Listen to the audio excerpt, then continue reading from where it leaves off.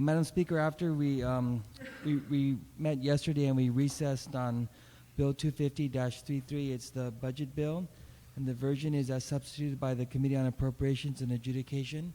And so at this time, I move that we resolve in the Committee of the Whole with our Vice Speaker who chairs the Committee on Appropriations to be the chairperson of the Committee of the Whole, and that he will guide us with respect to what the rules of engagement shall be and how we're going to begin to deliberate on this version that he's presented for the body's consideration. On the motion, objections ordered.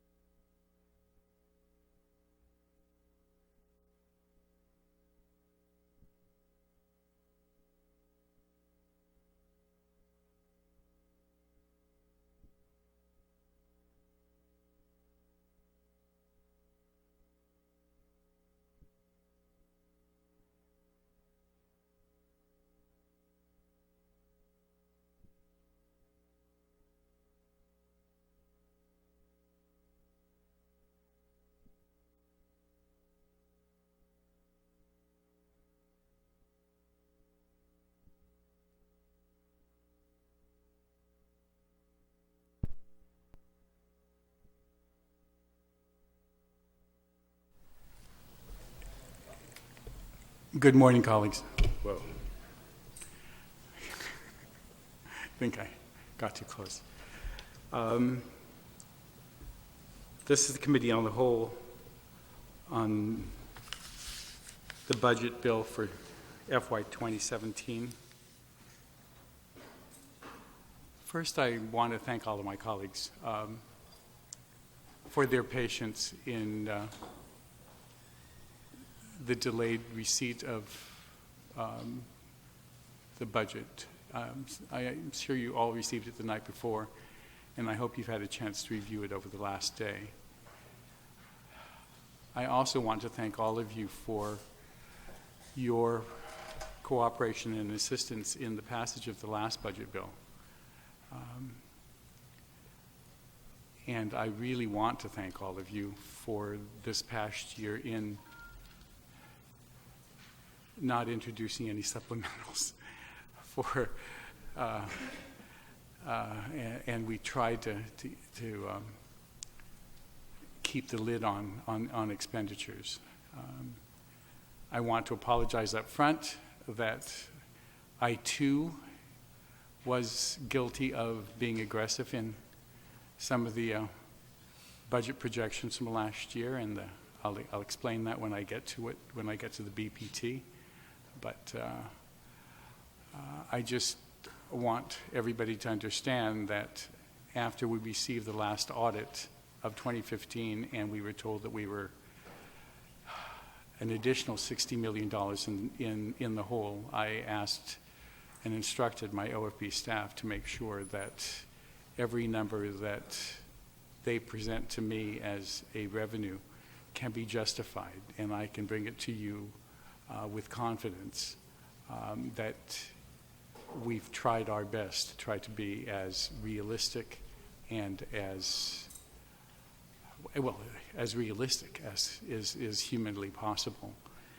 And with that, I will state the rules of deliberation. The chair will consider each chapter section by section in sequential order.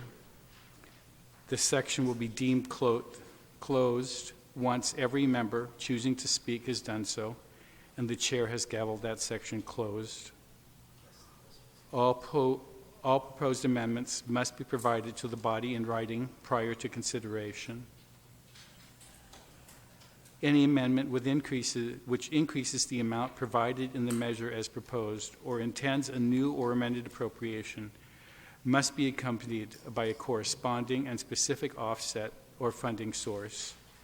Any amendment that violates that requirement will be declared out of order by the chair. The chair may permit bookmarks as may be required. And also, all amendments or miscellaneous provisions of non-budgetary nature will only be considered by the chair if the proposed amendment or provision has been heard or a public hearing and committee report has been filed with the Committee on Rules, and proposed amendment or provision shall not comply, that do not comply with this rule shall be declared out of order by the chair. With that, with those rules, does anybody want to address those rules? Any concerns about the rules that were just stated? Yes, Senator Espaldon. Thank you, Mr. Chair. On that last point on the amendments, any amendments would require a public hearing. I guess it brings to issue one thing that's definitely in here, and that's setting the cap. And I'm just wondering, I mean, not that I'm against the cap, but I'm just wondering whether that provision has had a public hearing. We had discussed it when we had the OPA before us about the fact that one of the major problems that we've had was the fact that the two previous deficits this last year, I mean these last two fiscal years, has been the fact that,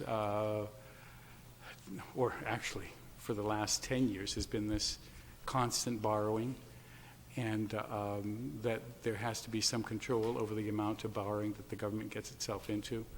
And we will address that. I believe that we discussed, I'm sure that we discussed it with the OPA during her hearing before us on the needs of the budget. Right. And but we can discuss that section When we get to it. it. Like I said, I'm not that I'm opposed to it, but the argument can be made, in spite of the discussion that we had with the OPA, the argument can be made that because there wasn't a formal public hearing on that particular issue, those who may have other perspectives on that particular issue were not able to speak. Okay. And so just a note on that one. Okay. No, I will note it, and you will be the first one I will call when we get to that section. Thank you, Mr. Chair. Is this also right now the time to ask any other questions or bring up any other issues? I know we're only on the rules, but there are a few issues or questions. Go ahead.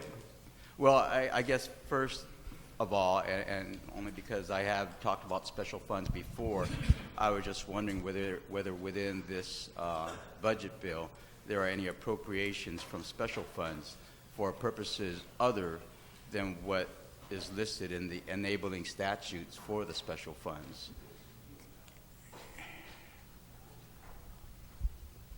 I'm sure that when we get to them, that there probably are, as there is every year. Right. Just as an example, Right. we have a bond that's out to pay for construction up at the University of Guam, and the legislature that approved that bond had it from the Territorial Highway Fund, and I'm sure the chairman and I have suffered that discussion numerous times, and you were there that day that we discussed it when we went to the rapid transit. There are claims that shouldn't have been done.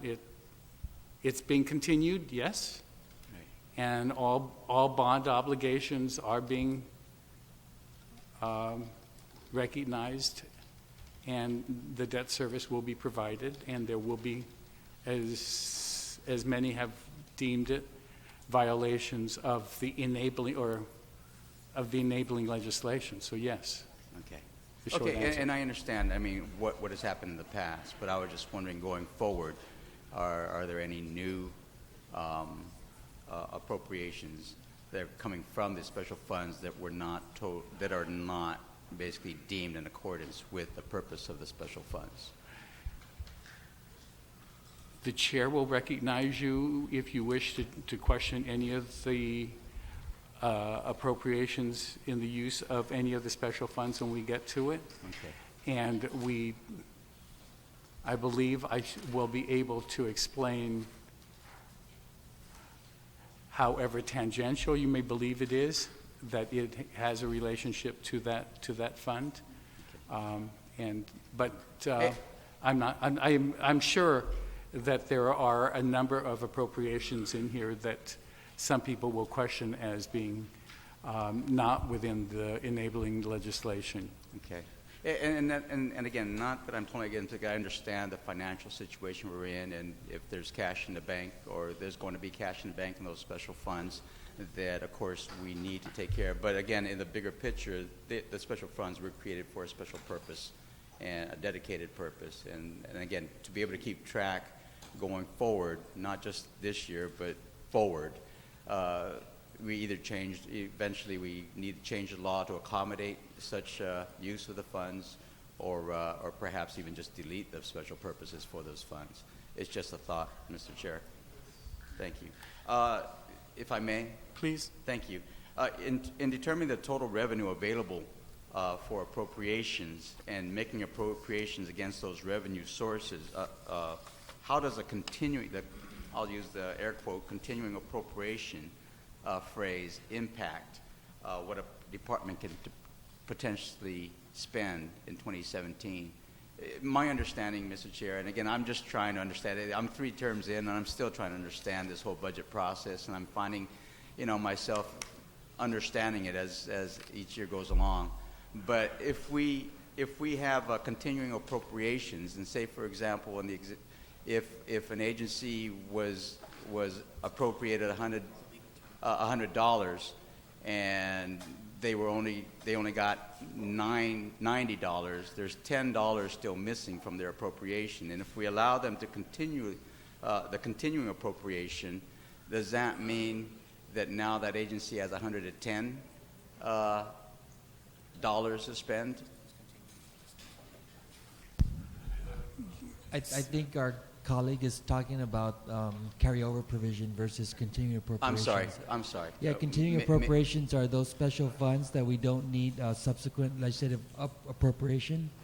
So I think you're talking about lapses, to authorize the use of lapses. And maybe so, but again, those two still a little confusing to me, and so I would imagine I may not be the only one who doesn't fully understand the impact of continuing appropriations and or carryovers.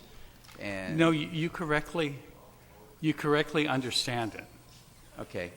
And the thing is that as much as possible, and I know there have been many calls that I've had over the last several days trying to ask for carryover authority, continuing appropriation authority, and I've just said money is really, really tight. All you're doing is shorting next year, Right. by paying for stuff from this year. And if I understood all of the GASB rules on how they can claim to make that, let me tell you, I would take my CPA exam and leave here. But I just don't understand, and they just keep saying you can do it under this rule or whatever, and I'm going, but as you put it, it sounds like an additional $10 Right. for the appropriation. Right. But you're correct. I mean, because then I guess the question in my head is, do we then automatically, when we're talking about this subject, do we then automatically anticipate a deficit? Because what we budgeted and then plus the carryovers or lapses or whatever you want to call it, or the continuing appropriations, whether at the end of fiscal 17, we'll say, well, because we gave authorization for them to do it, then now we're even short again. And so I'm just wondering how that all fits into it. And like I said, excuse me, Mr. Chair, I'm understanding that I'm a 3-term senator, and I'm still just understanding this whole budgetary process and how this government works. No, you don't give yourself enough credit. You fully understand, and you're correct in your understanding. Thank you. And unfortunately, since neither of us are at that loop, we don't have that control. Okay. And the problem is that, just for education, as an example, when we had the University of Guam and GCC before us, we had appropriated a sum to them for 2014. They didn't receive it all in 2014. Right. It was somehow, and I use air quotes, received in 2015. I mean, would you just finish? No. It was appropriated in 2014. Right. I mean, in 2015. They didn't receive it until sometime during fiscal year 2016. The university wasn't fully paid its 2015 appropriations until December of 2015, which was 3 months into the new fiscal year. And GCC said it didn't receive all of its money from 15 until March. So, and all that does is it just keeps moving things forward. The reserves and the agreements that they have, though we put into the budget that the university and GCC are exempt from reserve. We've been told we are not the executive, and we have no control over the management of cash, and they just didn't have it, so they have an MOU or MOA with the university and GCC, and they're told you will receive all of your 15 funds eventually. They did it by December, and the other one by March. But you know that wasn't 15 money, that was money that was collected in 16. 2016, correct. But if we cut it off, then the university would be short even that amount. They've Okay. So thank you, and I appreciate that. I guess the same holds true with prior year obligations, right? I mean, that's still part of that same correct. Conversation. Yeah. That there's some back bills, you don't get the appropriation, and so you can pay it out of next year's appropriations, but then that just has a negative effect then on the agency themselves. The current appropriation for Right. for this year. So we can almost anticipate then that probably towards the end of next fiscal year that there may be some shortages, and we just have to keep dealing with that kind of a deficit type situation. It's all cash flow, and I wish that we could. If I had my way, I would not allow them. I mean, I voted against them, but it is a way that prior years are covered. And unfortunately, Okay. we're only dealing with our paycheck from this week. Right. And we're paying for, child support from a previous marriage or something, whatever. It gets really hairy. It gets It's muddled. obligations that have to be paid. Okay. Well, and I appreciate that, Mr. Chair. Again, I just wanted, I was thinking that was the case. I just wanted confirmation or affirmation from you that I'm not totally off base, so that when we come to the calculations in my own head, it's like, okay, we could still be in trouble in spite of being very conservative with this budget. If we could control the rest of them, and I tried as much as possible not to put them in and to allow for them. And Thank you, Mr. Chair. thank you. Very good questions, and you don't give yourself enough credit. You understand it better than I do.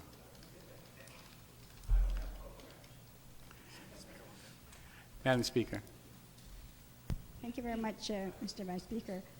Just to continue on with the previous speakers, that knowing, of course, the dire situation that we're faced with economically, is that are we...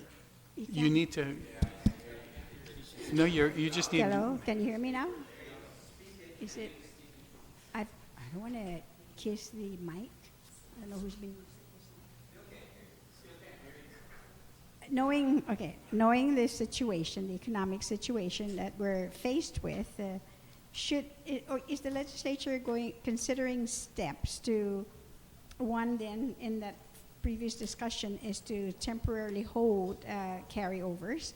I'm not sure whether every situation or some situations that the carryover is indicated. And secondly, in the same light as well with special funds for special projects, that and I know you said we can question it, but it's the same thought is that whether those could be held temporarily as well to address what we always consider to be a priority in the government, which is health, education, and public safety.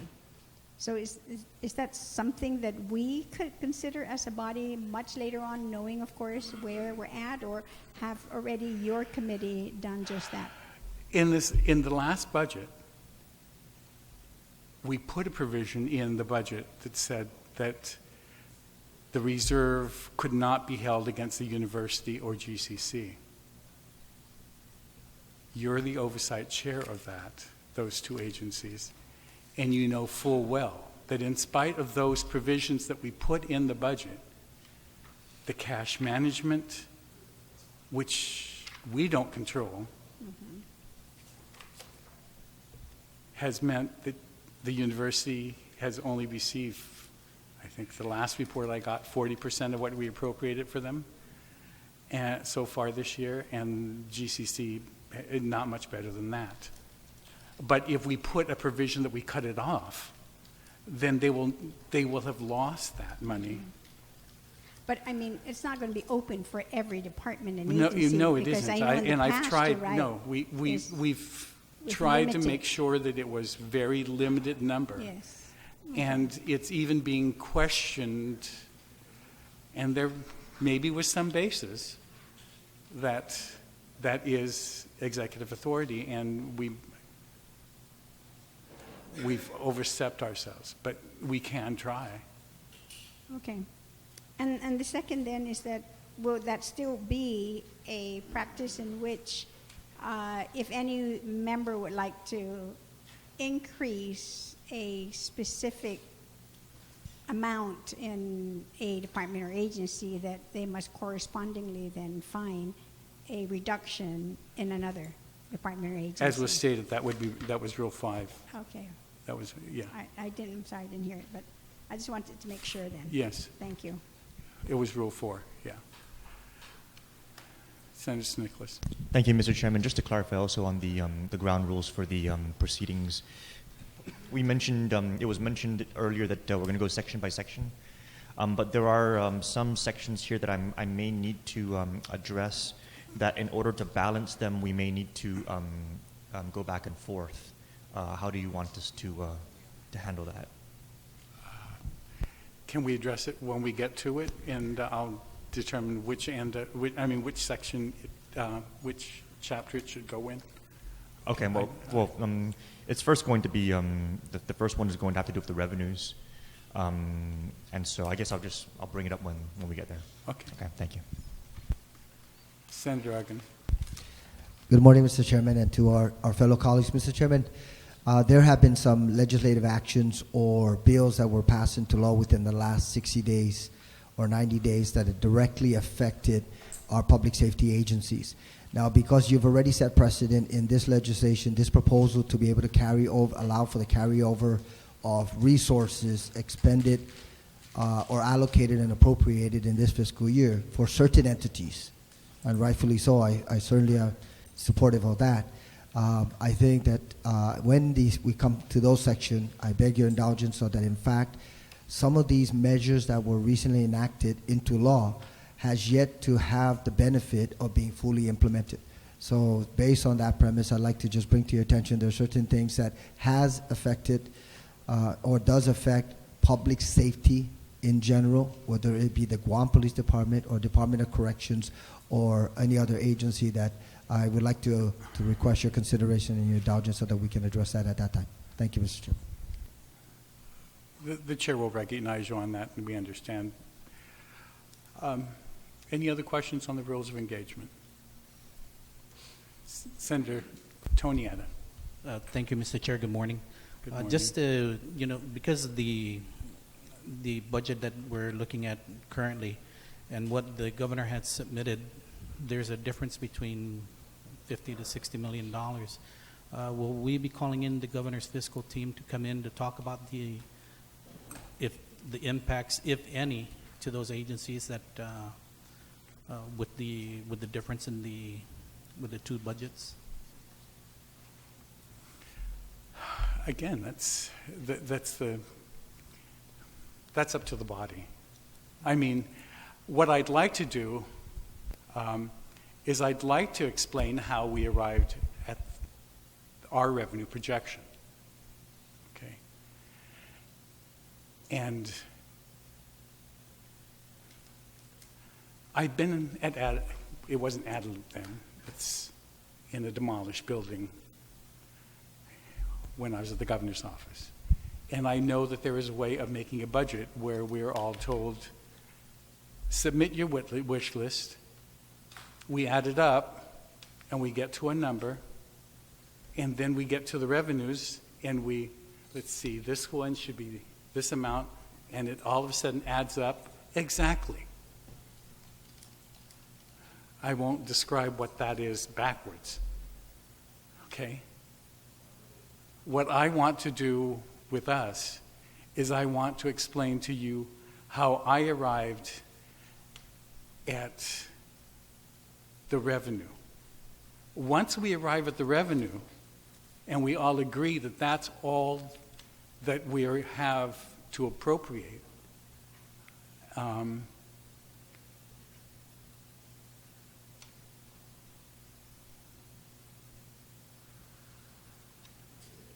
then if you want to have other people come in and say, I'd rather not it go here than to go someplace else, fine. But I think we as a body have to come to a decision on what we can put our name to and pass as the revenue projection for fiscal year 2017. When we arrived at the revenue, when I and the committee arrived at the revenue that we finally came up with, we had to go through and make sure that everybody got at least as much as they did last year. Some people got a little more than they did last year. Some people got a little bit more than other people did last year. But I can assure you that if you go to ofbguam.org and you go to the dashboard, you will see that every single department got at least what they received last year. And if it is the wish of the body to bring in anyone else to say, well, we would much rather the priority go someplace else, again, that, as I've opened this up, I have no objection to that. This was the best way that we could do the division of, or the allocation of what meager resources that we determine, at least myself and OFB, determined was going to be the revenue for this upcoming year. Okay, thank you, Mr. Chairman. That's good to know that should we need them to come in, then Yeah, it's no, available. Thank you. Would not oppose that. Thank you. Wait, Senator Respicio, Yeah. and then you. Mr. Chair, I was just going to move to adopt the rules of engagement as you proposed. Well, okay, I'll get back to you if. Okay, on the motions to adopt the rules of engagement. Oh, no objection. Thank you. Did you have another issue? Just a point of inquiry, Mr. Chairman. I'm just receiving word from some members of my staff that there have been some successfully adjudicated appeals relative to the Competitive Wage Act, and I'm just curious as to whether or not those might have been, or are they already factored into what we have projected in this current budget, or is that a new variable that we might need to consider? The way that the staff did this was they took the last 8 or 10 pay periods from each department as being the average, and then we did it for 26 pay periods of what their expenditures was. So I don't know if and when any of those were included, but if so, then I'm not sure how much the award was and what the increase is going to be, but as to going through each one of the Civil Service Commission adjudications or the Department of Administration, I will say I don't believe that it was included, because it wasn't in those 8 or 10 pay periods that we looked at, that were the last 10 pay periods that we looked at.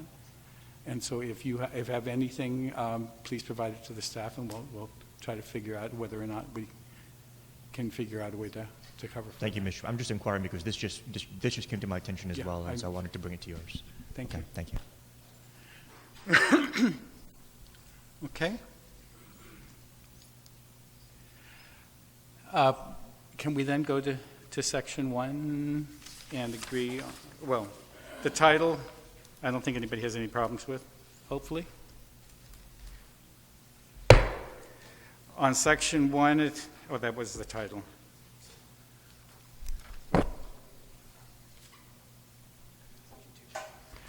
Section 2 on revenue. Go ahead. Thank you, Mr. Chairman. On the revenue side, for under subsection A, taxes, I wanted to have a discussion with the committee and the body on the provision for tax refund payments, because I know that we provisioned 125, but I remember during the course of budget proceedings previously, it was revealed that we have an additional sum that comes in called the additional child tax credit, that basically comes in and supplements the tax refunds. Now, the way that additional sum is supposed to functionally flow through the system is it's supposed to go into the SAR fund, and then it's supposed to from there be appropriated to supplement perhaps tax refunds. And so I'm wanting to account for that $15 million in additional child tax credit as a special fund line item. So basically, this is what I was bringing up earlier. The supplemental appropriations fund is not listed in the special fund listings that we have. I wanted to add it to the list, and I wanted to include the $15 million into the SAR fund, because I wanted to then reduce general fund appropriations in certain agencies and have that go to increase the provision for tax refunds and have those agencies be funded by this ACTC reimbursement. To take the ACTC out, which was already included in the income tax, which was the entire budget, would send everything askew. I don't think the ACTC is reflective in the $125 million. Yes, it is. It's maybe not in the 125 itself, Right. but it's included in the individual, in the total before we take the 125 out. So the 142 million. I'm sorry. Is The 100 my- million includes the Yes. the 15 million. Yes, it does. ACTC reimbursement. Yes, it's actually it's even more. We've been averaging 16, so we included 16 in there already. Okay. The reason why I wanted to do this mechanically, though, Mr. Chairman, is because the ACTC reimbursement doesn't come in until the refunds are actually paid out. And so what happens is we pay out. We already wait throughout the entire fiscal year for the 125 million, right? I mean, you and I both know that they're so slow to make those deposits. The ACTC reimbursements don't come in until those ACTC qualified refunds are paid. And so what happens is the people of Guam, the people who are supposed to get their refunds, are having to wait longer for their refund because it's taking us so long to pay it out, and then we're having to wait for the ACTC reimbursement to come in to further pay out more of those refunds. So what I wanted to do was specifically have the agencies and the leadership of the government that's responsible for paying out refunds to be dependent directly on the ACTC reimbursement to compel us to pay out refunds faster. That way, if the refunds don't go out by July, then these agencies will not be able to get their last quarter of allotment from ACTC. So it has to do with the cash flow mechanics, and so I wanted to line item the ACTC specifically to certain agencies, so that the agencies will be compelled to pay out tax refunds faster, rather than making the people of Guam wait for the ACTC and having everyone waiting for their refund longer. If you want to make an amendment, I would much rather that you not put it in this revenue section, but if you want in the individual departments that you're thinking that should be paid, that they would be paid from ACTC, Okay. we could do it that way. But we've already included it in the total general revenue. I mean, we've included 16. Right. Because that at least has been the average. And we understand also that ACTC is reimbursed on a quarterly basis, and yes, it would be great if they would pay it out earlier and we'd have it all early, but and the Budget Act already does say that 90% goes to the refund trust account as a cash flow mechanism to pay refunds. So we're trying. But if you want to tie those, I would, you can make those amendments. So what you're advising then is, because right now those particular agencies and leadership, their budgets are general fund appropriations. So what you're saying is the amendment will be in their specific sections to make it be to just specifically say ACTC, and then identify the sum, and that would satisfy your. Correct. Okay, I'm fine with that, Mr. Chairman. Thank you. Thank you. Easier for me. Senator Bloss. Mr. Chair, I beg, please, your indulgence in this. And I know, as far as the ground rules, and you did gavel Section 1 in, but this actually goes to, may have an effect on one of the concerns that brought up by the previous speaker, but it is actually in language that's found in Section 1. And I beg your indulgence if we can go back to Section 1 and more specifically, sir, we have the language, and it's always, this is almost always normal for budgets, but it bothers me to have to beg to ask this question. The last sentence of Section 1, if any appropriations in this act is found contrary to federal law, all other portions of this act shall remain valid. My concern here, sir, is that if an appropriation is in fact in violation, what then happens to that appropriation?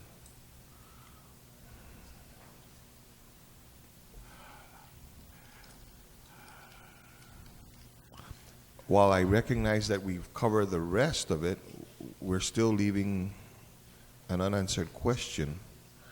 With then, what then happens to that appropriation that was found contrary? Then it's deemed invalid and would not be able to be expended.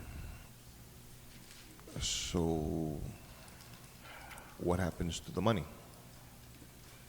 The money remains within the overall, and the executive will consider it as a authorization to spend, not for that, but maybe for someplace else. It could be that money could be transferred someplace else. If the appropriation of $200,000 to such and such was considered to be in violation of federal law, and we already and we passed the budget, the governor has that authorization. He could transfer that $200,000 then to something else. Admittedly, it's not what we had wanted initially, but he has that overall authorization of the $691 million under his control within his 15% transfer authority. I'm trying not, as much as possible, not to be too... Okay, if you permit, and for the sake of not wanting to stop just based on that, if I can possibly revisit this down the road. I'll talk to legal counsel about Okay. this a little bit more. Thank you, sir. Okay. Okay, we're back on section 2 now with on general fund revenues. And I know all of you are asking, where did that 841 come from? It's the total gross revenue. What happens, and this is the only part where it's backwards, but it's there. What you do is you start with the general fund revenue available to appropriate, the 681. You add back the provision for tax, which is the 125. You add back the GMHA pharmaceutical fund. You add back the repayment for Section 30 and the Better Public Service Fund and the 2% reserve. So everything that you see on page 2 and 3 that have parentheses around them, you add it to the 681 and you come back up to the 841, which is the gross revenue. Okay? So those of you in your calculators, if you start with the 681, you add, and going back upwards, you add back the 13, you add back the 587, you add back the 5.5 million, the 15.29111, and the 125, you should come up to 841. Okay? Everybody? Is everybody with me? And once we get to that 841, the first thing we have to take out is supposedly for tax refunds, or at least that's what we say. That's the first thing that we should be providing for, is to take out the 125 for provision for tax refund. And so total general fund revenue available for operations is 786. Does everybody have any problems with the first with the first two numbers? 716. Okay. Senator Siniclas. Mr. Chairman, just in considering our earlier discussion with the ACTC and perhaps carving it out and itemizing it into the Supplemental Appropriation Reserves Fund as a special fund line item, I've just been giving it more thought, and the reason why I just like that process is because it does create the paper trail and the accountability for those specific funds to be going into that specific account, and then be debiting it from that specific account to pay for those specific agencies' operations. If we just itemize it on the appropriation for the agency and the budget, we understand the intent, but it still keeps the money all washed into the big mix of what is the general fund. Versus if it was a special fund, it would be specifically tracked, and we would be able to say that money is specifically going to pay for those operations. And the reason why I want to specifically track those dollars is because we don't receive those dollars until refunds are paid. And so if we're only funding those agencies with those dollars, that means that the refunds were paid to bring those dollars in. And so I'm still interested, Mr. Chairman, in creating that special fund and putting that revenue in there to fund a portion of those agencies' budgets, because that way those agencies will only be getting the revenue necessary to operate if the tax refunds are actually paid. And I understand that this is, it's complicated, but I'm trying to find budgetary mechanisms to get tax refunds paid faster, because even this provision for tax refund law is just, I'm only able to get it enforced when I have a director to confirm. I understand, and the problem is we can only do a budget bill. We cannot, until and unless somebody gets elected up there, that's all we have. Just Well, what I'm suggesting, Mr. Chairman, is that by having this, these agencies funded from this special fund, you won't be able to fund them from any other resource but that special fund if that's what we put into the budget. And so if that special fund only receives revenue from refunds that are paid, then the money for those agencies to operate will only be there if the refunds are paid.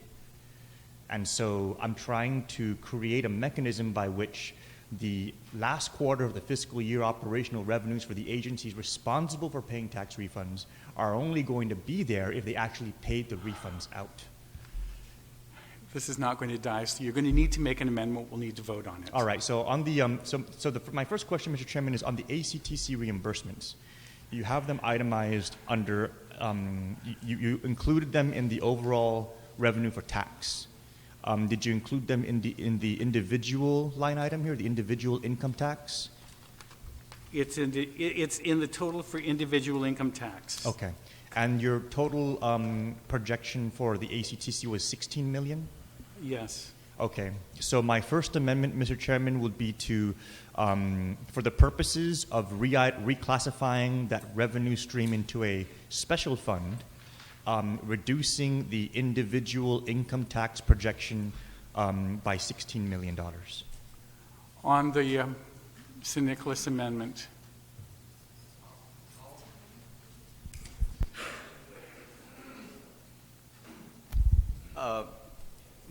Mr. Chair, I know that the retiring speaker or the mover of the amendment is very well versed probably when it comes to financials, and I was trying to keep up with that conversation. That $16 million, the ACT, I guess I'm not really, I don't fully understand what's being proposed here. There seems to be a little bit of, because you've been working on this budget, your whole staff and your whole team has been, and you did mention earlier that this kind of throws, if we go down this road, it would kind of throw this particular budget into a whole into disarray to reformulate and recalculate everything. And again, I'm not totally sure I understand what this motion does and how it does it. I think in plain English, Yes. ACTC is the additional child tax credit. It's about $16 million. It's reimbursed quarterly because we're supposed to be paying our tax refunds quarterly. I think the proposal is that this $16 million would be taken out, separated, and a special account created, and it'll be used as an appropriation for the Department of Revenue and Taxation, which collects taxes. If Revenue and Taxation does not collect the taxes, does not pay out the tax refunds, or actually it'd be used to pay Department of Administration and Department of Revenue and Tax. If they fail to make the payments of make the refunds, then they will not have $16 million worth of appropriations to continue the operations of the department. The payback of the ACT would be refunded by who? The federal government. The federal government. And how often does that come in?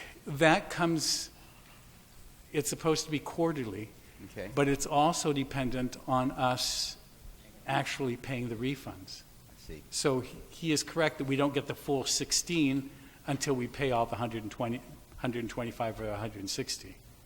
Okay. Okay. But the proposal is that the two departments that are responsible for tax refunds, if it's not done, will be short $16 million by Right. having the special fund attached to their appropriation is much greater than that. Revenue tax it'll be $16 million from the two of them. Yeah, if I may clarify, Mr. Chairman, just mechanically for the sake of the conversation, if I may. Please. I would love it. And so what we do is we appropriate, for example, revenue tax, let's just say, $12 million or whatever. The 12 million that they get is general fund appropriations. So what we're going to do is we're going to less out about 8 million from that, for example. Actually, Mr. Chairman, just to clarify, it wasn't just Rev and Tax and DOA. It was also going to include Legislature and the Office of the Governor. But we're going to less out those general fund appropriations and add it back to the provision for tax refunds. And then the special fund was going to be what actually funded the operation. And so they'll get general fund appropriations to be able to carry them for maybe 3/4 of the fiscal year. But by the fourth quarter of the fiscal year, if they didn't pay out all the tax refunds, the federal government will not have remitted the reimbursements. And so those revenues will not be there for them to be able to continue operating in the fourth quarter. And so what this basically is it's actually doing it's exercising true legislative authority and legislative power where the purse is compelling the action. And so by making the special fund fund the last quarter, or at least fund the equivalent of 1 quarter's worth of operations, we're compelling the agency to pay, the agencies and the leadership, to make sure that the tax refunds are paid out before that fourth quarter. That way, the reimbursements come in and the agencies are able to continue with their funding. If the refunds are not paid out, the reimbursements don't come in, and then that's when we're all going to have to say, well, then why aren't we paying out tax refunds? And the reason why I'm compelling this is because we already have the provision for tax refunds here. This provision is supposed to already be followed by the government of Guam to ensure that that revenue is going to be there to pay the refunds. But we've seen month in and month out that this provision, which pays our people their tax refunds, is just completely disregarded. I mean, it's only funded when they feel like it's almost the last priority on the list. And so with this action, what we will basically be doing is we'll be telling those agencies that you got to fund this. And if you don't fund this, then your own agency's budget is going to be affected. So we'll be compelling the agencies to ensure that the provision for income tax refund line item here is followed, that the money is deposited, that the people get their tax refunds faster, and at the latest, all refunds should be paid out by the end of, or even a little bit before the end of, the third quarter of the fiscal year. Senator Blas. Thank you, Mr. Chair. Question is, that's the assumption that when you say all tax refunds, that's all tax refunds. We also recognize that, you know, status A, okay, that's in the assumption that 100% of all tax refunds are status A.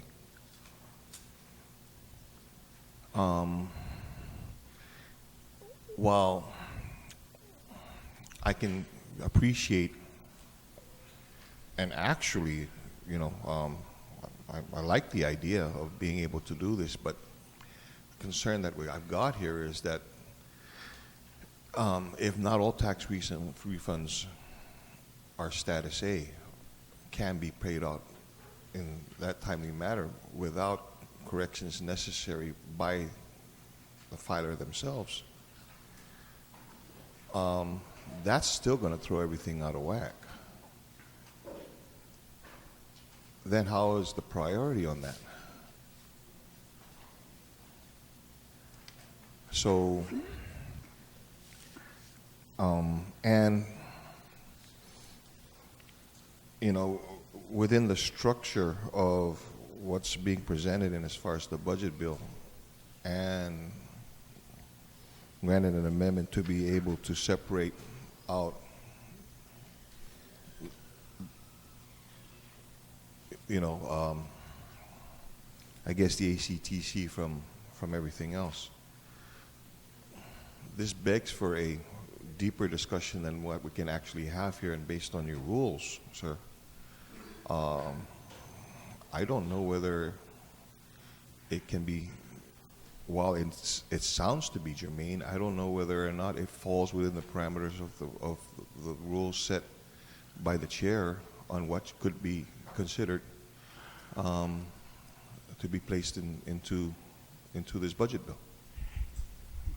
I realize that it has violated the written amendment provision, but I just wanted it out there when everybody understands what it is, whether or not they would support it, even if the time was taken to type it up, how many people would support the idea of separating this out and having these agencies amendments, appropriations contingent on it. And that's why I said, is there anybody else on the amendment? Senator Frank. Thank you very much, Mr. Chairman. Mr. Chairman, I apologize. Going through the subsection, sub-item A, I was on the impression that you were going to commence with the corporate tax and give an explanation as to how we are derived to that particular figure versus the figure that is contained in the existing budget of $126 million versus 142. But we've already jumped to the individual component. My question with regards to the proposed amendment, I think it's very insightful in terms of making sure that everything is itemized and delineated. The only concern I have is the corresponding allocation or restriction on the operations of our government, regardless as to which agency. And the follow-on question would be, with how these taxes are viewed, we understand for bookkeeping purposes that they are specifically identified as being allocated for this under this particular fund, but aren't they all deposited into the government of Guam general fund? Yes. So when I look at it from that perspective, Mr. Chairman, for bookkeeping purposes, yes, it's a different approach in terms of being as transparent and open as possible and making our people understand and the government agencies really understand where their resources are originating from. But at the end of the day, it all comes into this one pool called general fund, and then the executive branch administers the allocation of those resources. So just looking at it from that perspective, Mr. Chairman, albeit I like the idea, it's just it's going to have to require additional provisions throughout this entire budget, and I personally would prefer to have it written. Thank you, Mr. Chair. Thank you very much. Any other senator? Mr. Chair, since we're in the committee of the whole, we can speak among ourselves, but then I'm looking to you, Mr. Chair, for your insight on this one. You've been working with this budget, and here we are right now to address it. And this is one of those unanticipated issues that, for me at least, after reviewing this bill, that kind of throws me out of whack. So I need to understand from your perspective, and from or at least your committee's perspective, and what would this mean to the budget at this point? We have balanced it to the penny, to take this out and try to allocate it as between 3 or 4 agencies, and whether or not we could even do that, I would personally rather not do it unless we have a full-on discussion. And I tried not to, within the first hour of this meeting, hit the gavel and find that it's non-germane and violative of the rules. But we have strayed so far, and I've allowed it to try to get everybody's, but this is getting, I understand it. It's like TEFF. But we know that education, if they get shorted, the claim is that the TEFF didn't come in. But the thing is that nobody was fired at DOE. Maybe something else was shorted. But operationally, we know the governor, in spite of this, will continue the operations of DOA and our Revenue Tax and his office, in spite of this. And I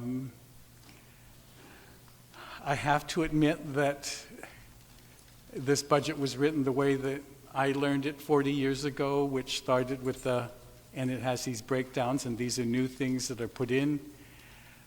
And I don't mind thinking about having this for next year, but to try to fit this in this year, we had been talking about this on and off for a year. To do it in the middle of as we've started the discussion today, I'm just trying not to be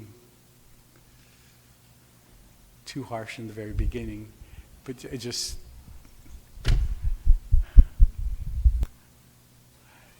yes. We'll take a short recess.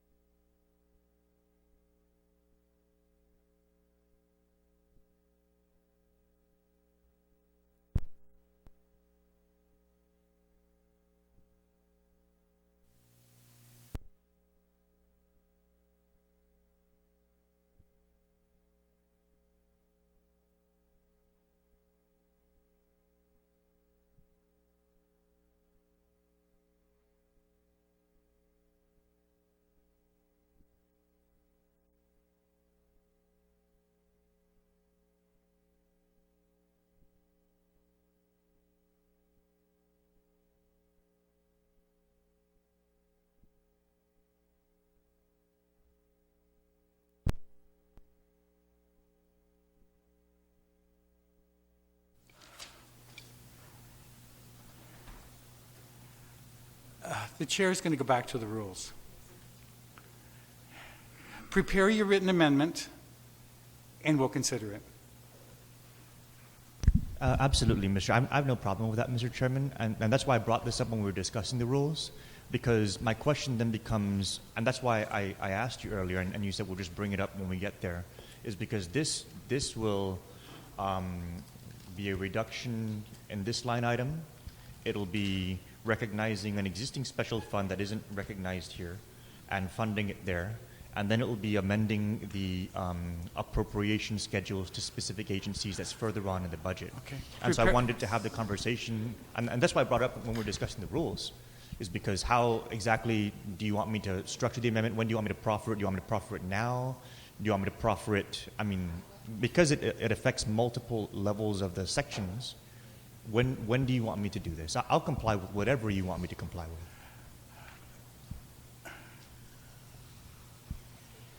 We've been talking about trying to control the expenditures of these departments since you joined the legislature. Prepare an amendment and tell us at the beginning of the budget process that you want this included. We could have done it.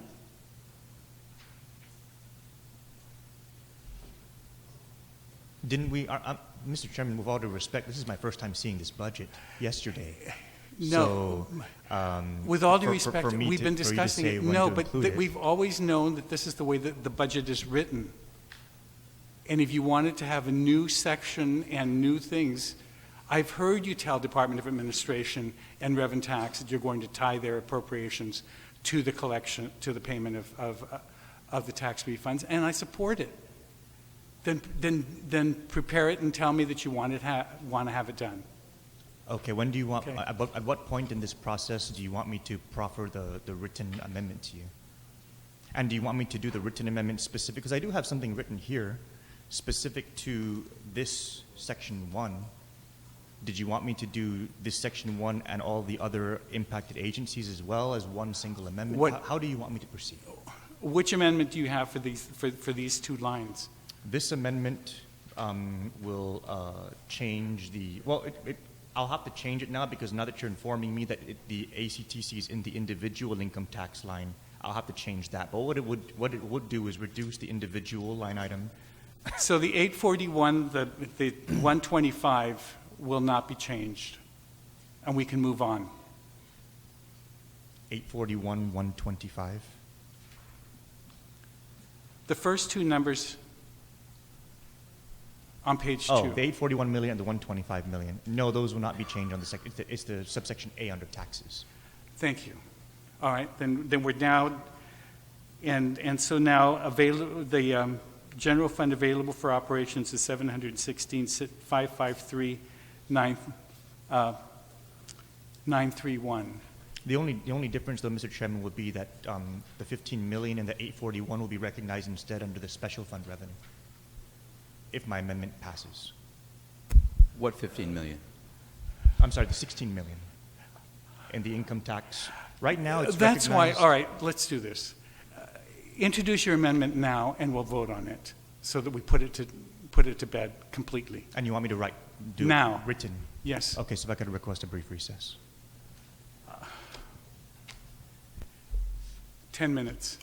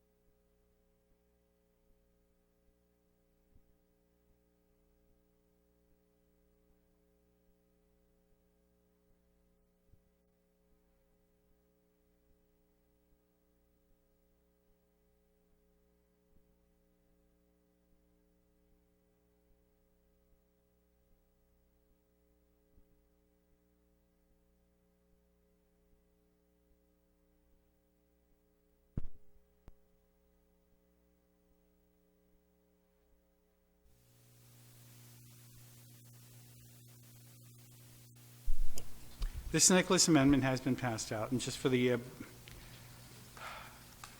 information of the body, I've allowed this amendment to happen. It is budgetary, and it is suggesting ways that we address the numbers that are on these pages and reallocate it. I'm presenting it to the body for its consideration. I mean, for you to consider it and for your action on it. But I just want everybody to understand that it is budget related in that it is changing numbers on these 2 pages and addressing issues of how money is being spent other places. Senator Nicholas, on your amendment. Thank you, Mr. Chairman, and thank you for the clarification. Just to kind of explain how these 3 pages line up. As a matter of fact, we can actually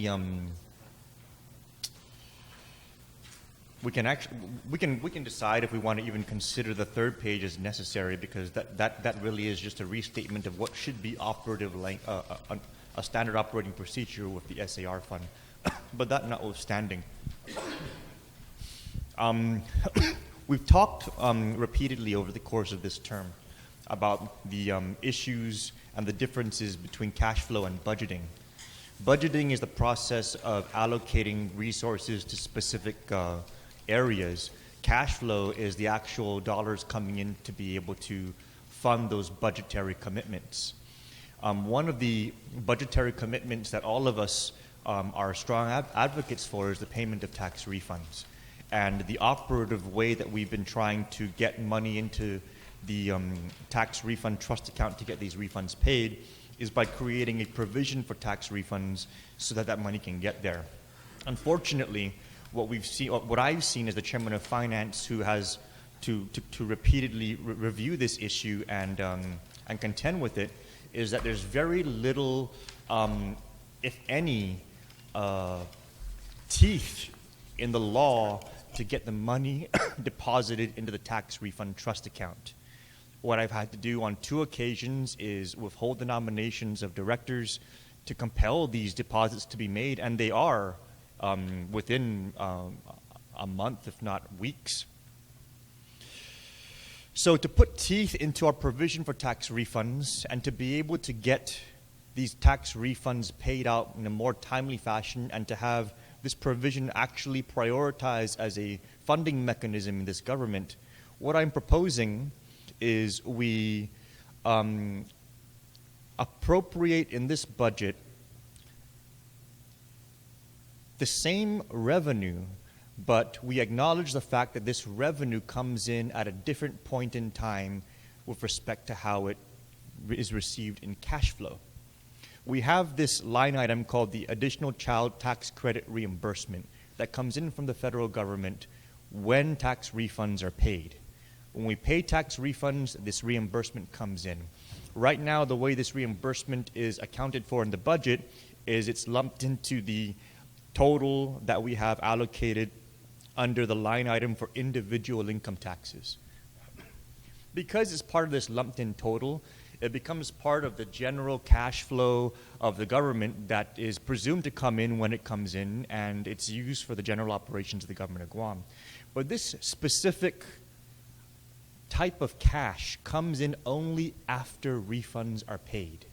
And so by tagging this cash to the agencies responsible for paying refunds, what we will be doing is we will be compelling these agencies to pay out the refunds in order to receive the cash they need to operate. It's a way for us to put teeth into the provision for tax refund payments so that our people aren't having to wait as long as they've been having to wait for refunds. If we do this, what will happen is the agencies and also the legislature, because I'm going to include us and I'm going to include the office of the governor, if we want to get our money for the 4th quarter of the fiscal year, all refunds are going to have to be paid out before the end of the 3rd quarter. All refunds will have to be paid out by or before the end of June. And that's, I think, a step forward from where we are today with people still on February 10th, a little bit of February 11th. This will compel our government, our governor, to manage the cash in a way where they're making these deposits into the income tax refund trust account so that the tax refunds can get paid. Our people come to us all the time and they say, why does it take so long? You're so quick to take our taxes. Why don't you give us our tax refunds when you take our taxes out of our paycheck every 2 weeks? And the answer we always say is, well, there's no money, there's no money. Well, this is one way for us to make sure that we're putting our money where our mouth is and that we're holding ourselves, the legislature, the office of the governor, the Department of Revenue and Taxation, and the Department of Administration under the gun that if we don't pay you your refunds before the end of the third quarter, we're not going to have our operating revenue for the fourth quarter.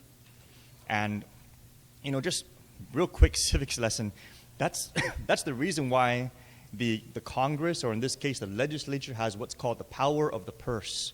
We're supposed to be able to use appropriations and dollars to compel action in this government that's in the best interests and aligned with the interests of the people of Guam. And there's no greater interest that I've heard of in these last several years of being in office than the people wanting to get what's owed to them, which is their tax refund. So, Mr. Chairman, what this amendment does is it reallocates out of the line item for individual income taxes the $16 million in ACTC reimbursements. It puts that amount into a special fund, so that special fund is going to then be the funding source for the Office of the Governor, the Guam Legislature, the Department of Revenue and Taxation, and the Department of Administration for an amount not to exceed what should be more or less their fourth quarter operating revenue. And that will give these agencies, our executive branch and our legislative branch, 3 quarters worth of general fund revenue to be able to get our act together so that we can have refunds paid out and receive our fourth quarter of operating revenue. So that's what this amendment does. It doesn't add any money to the budget.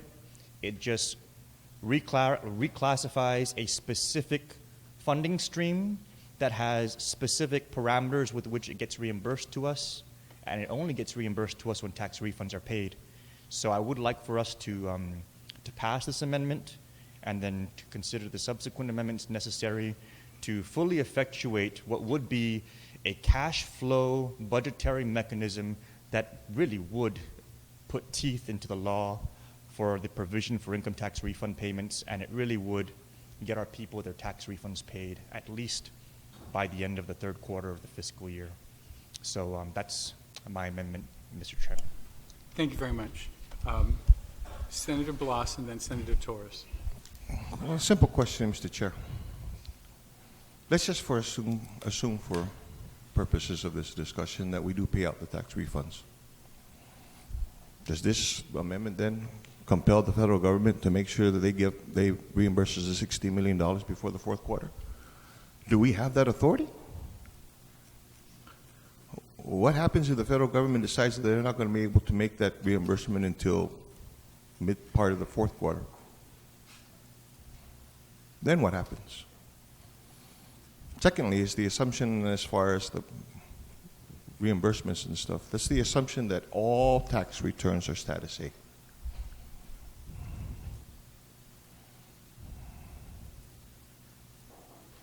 I don't know whether we can compel the federal government to make the timely reimbursements after we made our timely payouts.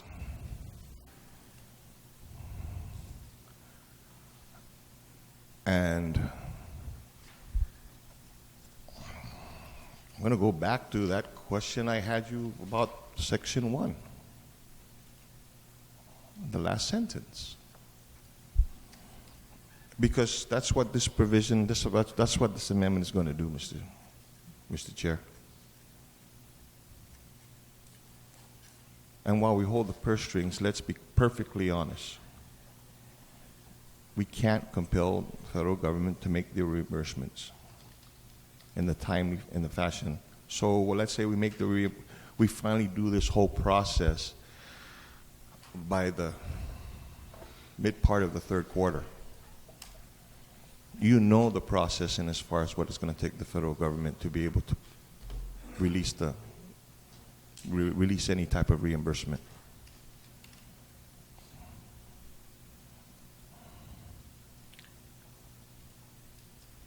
And I don't believe it's going to be fair to be able to say that the government is going to be handcuffed because of that, because we did everything. So I caution that while I appreciate the opportunity to be able to delineate and recognize how much of this is ACTC. I'm concerned about whether or not the operative language and or the inferred language is in here says that we are now compelling the federal government to pay us in a timely fashion. Now, don't get me started with the federal government and their reimbursements.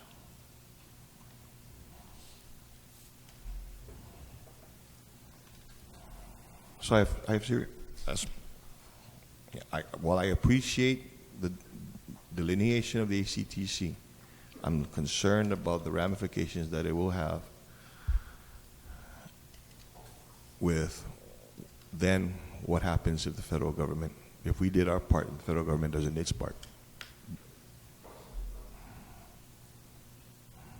Because then what do you tell that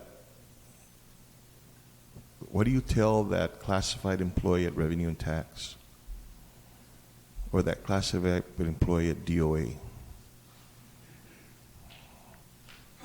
How do you explain to them why they're not going to get paid?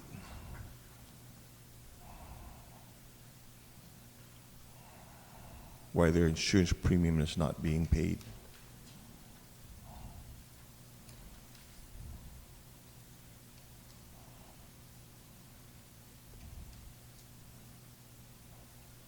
So, I've got concerns. Thank you very much, Senator Blas. Senator Torres? Thank you, Mr. Chairman. The question that I have with regard to the amendment is on page 2 of the amendment at the top.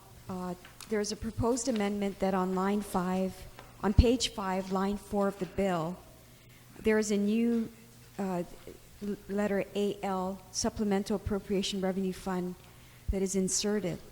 And the question that I have is from an accounting perspective, is this a proper allocation of this type of an entry? As I look at the budget bill,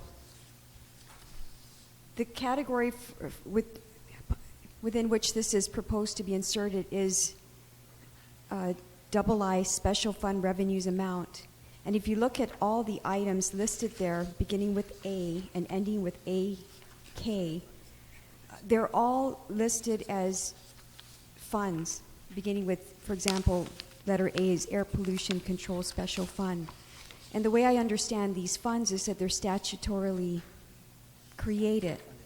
Now, would the placement of an ACTC reimbursement be an appropriate insertion into this category as a special revenue fund? It just doesn't, in my initial impression, it doesn't appear to be a special fund that all the others listed are. All the others are statutorily created. This one isn't quite the same, and I'm just wondering from an accounting perspective if it's an appropriate entry into this category within the budget. And I hope I'm clear in my question. Thank you for the question. Do you wish to address either or both? I would love to, if I may be afforded the opportunity, Please. Mr. Chairman. We'll take the easier one first, Senator Torres. Actually, the Supplemental Revenue Fund is statutorily created. It does exist statutorily. The way it operatively works is revenue that comes in that has not been appropriated goes into this fund, and then it's supposed to be appropriated at that point. In my previous workings with the late budget chair, there was a piece of legislation introduced that was trying to capture receivables and create a receivables fund. And he was, in my conversations with him at the time, he informed me that actually receivables, if we weren't going to be including it in a blend of the general fund amounts, he would proffer that they are actually more appropriate to pass through the what he called the SAR fund, the Supplemental Appropriation Revenue Fund. So it is statutorily created, and it does capture these revenues as they come in that don't have a specific object category. With respect to the previous speaker, you proffered the question, how do you explain to the classified employee that they're not getting paid based on some hypothetical what if that the federal government might not reimburse us after mirroring the federal tax code? I mean, that's a real stretch. The realities are, how do you explain to our people that we may have a mechanism here to get you your refunds by June, but we're not going to do it because we're worried that the federal government might not reimburse us something that they've been reimbursing us for decades? I mean, really, how do we stretch that? We have people who wait for their refunds. I get messages, Mr. Chairman. People Part need of to buy personal school, privilege, they Mr. need to buy Chair. school supplies. Hold on a sec. Part of point, Yes. with regards to stretching, that's not a stretch. This government has had the realities in as far as its reimbursements, trying to get reimbursements from the federal government. I know some of the reimbursements of funds that we've used that it's taken over years. The realities are, in as far as the budgetary concerns within Congress, you know as well as I do, Mr. Chair, that there are some serious considerations, discussions in as far as where funding is going to be going.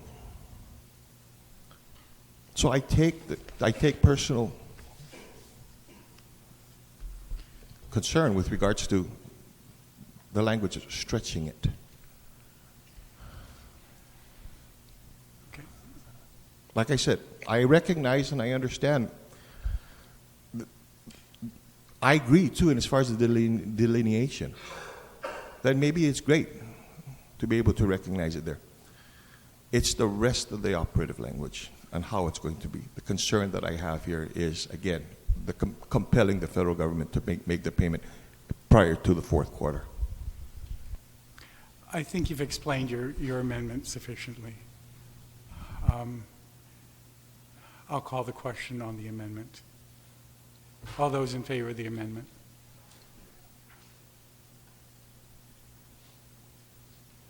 Amendment fails.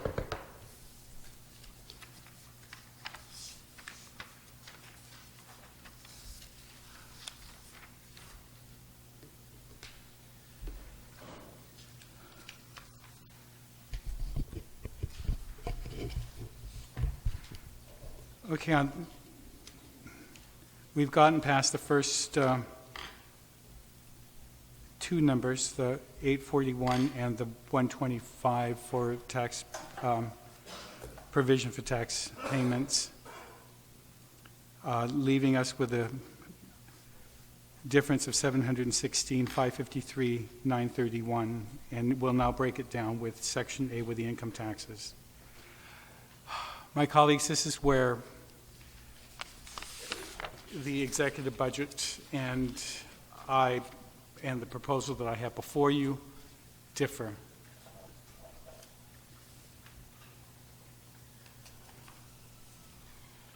If I can get this, do you all have copies of your bill in front of you? Okay. Can I get the staff to put up the last CRER? It's on our website, just the last, the June CRER.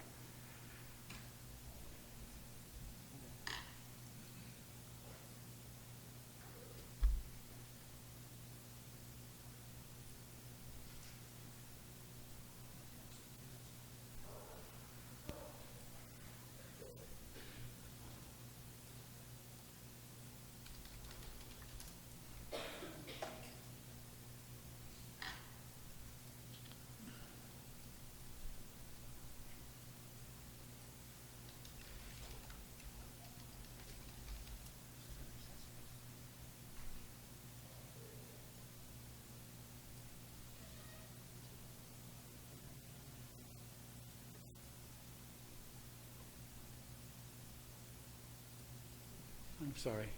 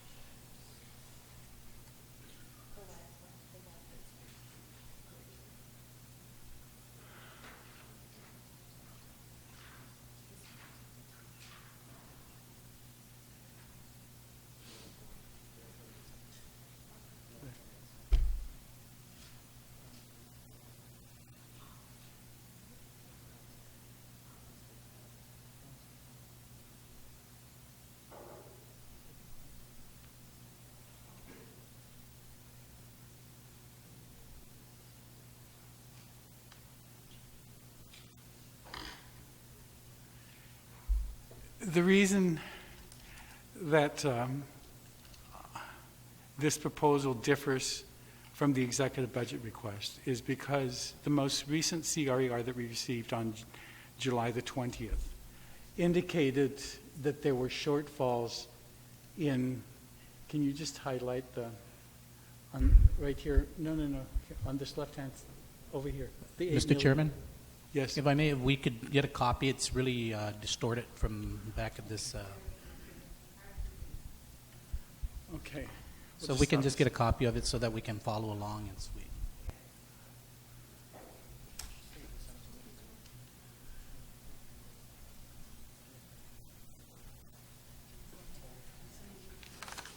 Anyway, let me just, while they're making copies.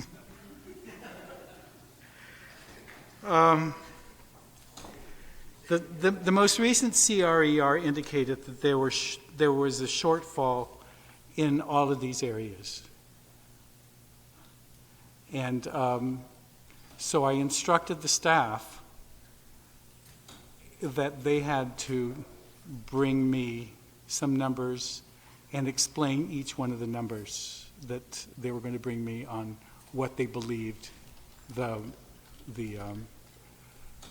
revenue for the next fiscal year was going to be. And there was the governor in his executive budget request stated that the individual income tax would be about $110 million.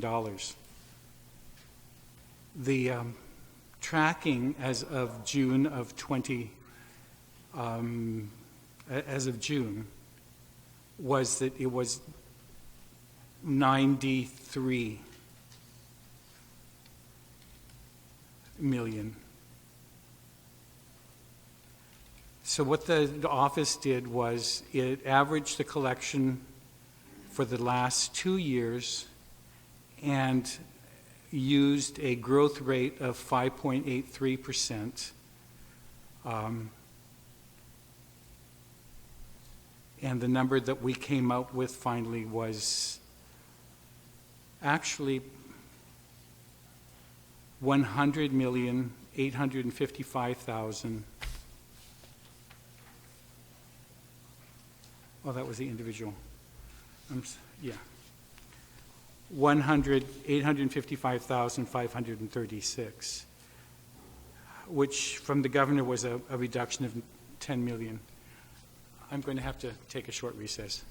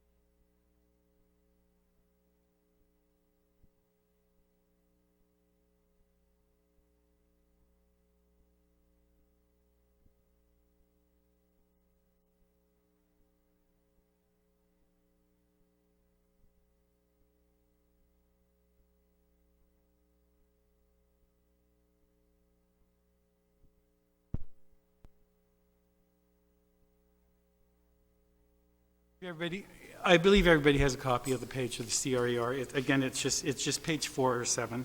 I mean 3 of 7. And this is what they provided to us, all right? These aren't. And as you can see on the right-hand side, the 3 columns is there, that for individual, by their own numbers, say that individual in the 2016 budget that we adopted last year was supposed to be 97 million. By their own calculations, their tracking is only 93. By their own numbers, individual will be short 3 million from what we appropriated this year. Okay? So with that admission that the tracking is going to be short,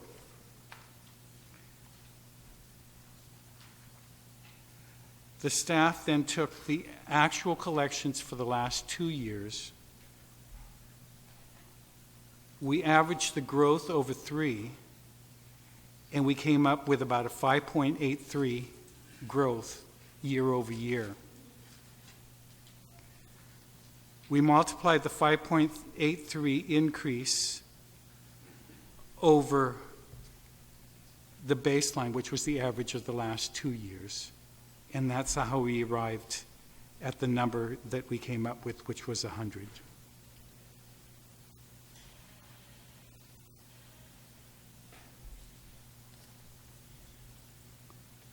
Okay? Any questions on that number?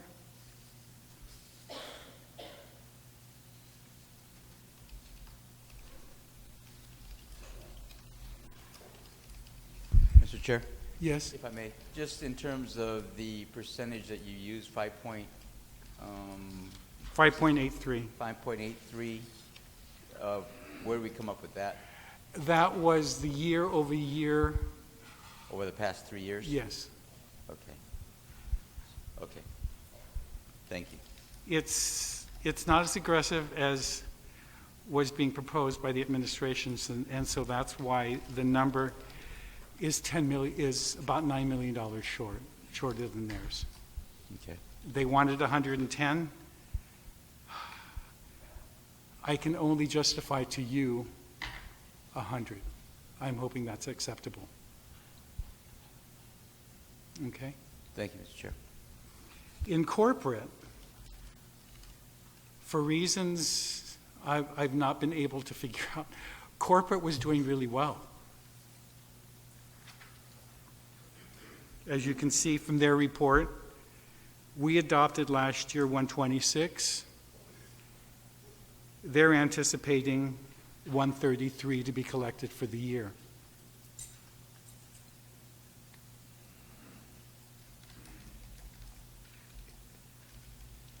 The staff did a 3-year weighted average over the last 3 and came up with an average increase of about 7.05 in corporate income tax.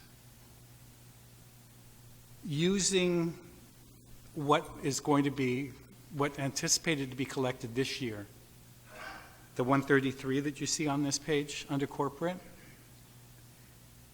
we added 7.05, which is how we arrived at the number 142. But again, that's short of what the governor's was. All right? So that was...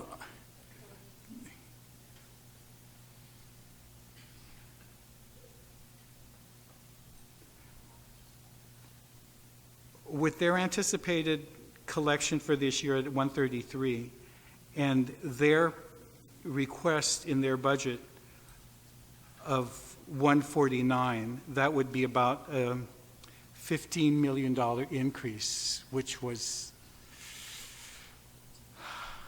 almost a 10% increase. A little over 10. I couldn't justify, I couldn't bring that to you. I was able to go over the last 3 years and see a 7%. And so consequently, I was willing to add the 7% over the 133 baseline to come up to the 142, but it's still not. It's still short of what the administration is asking for, or in its budget request. So I'm proposing that the corporate income tax be 142.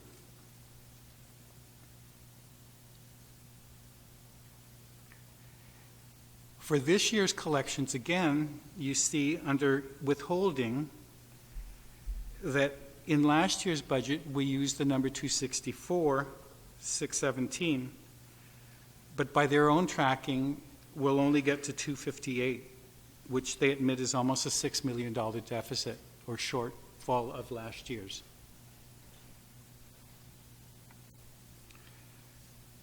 Again, using the average of the 2 years collection and a 2-year average increase of about 5.75.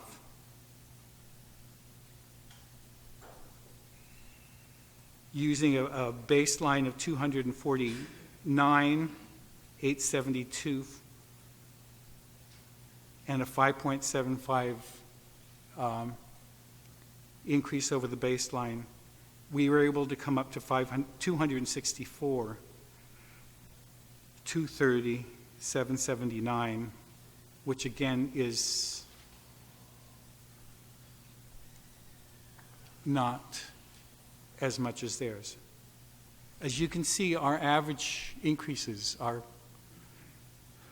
fairly conservative. It's on the average, theirs was asking for a little over 10%. I couldn't justify that, and I couldn't bring it to you. And so those were the three numbers that we came up with, and the total, subtracting the 125 for provision, was 383. Anyone want any further clarification on any of the three numbers? 4, 5, 9. Pardon? 280. 280-606-951. Oh, it's up. I'm sorry.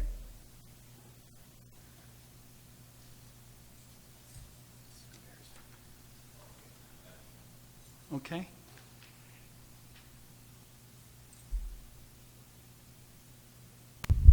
Just a point of information, or just a question, actually, really. Were you able to get the executive branch to say how they anticipated that number of their projection?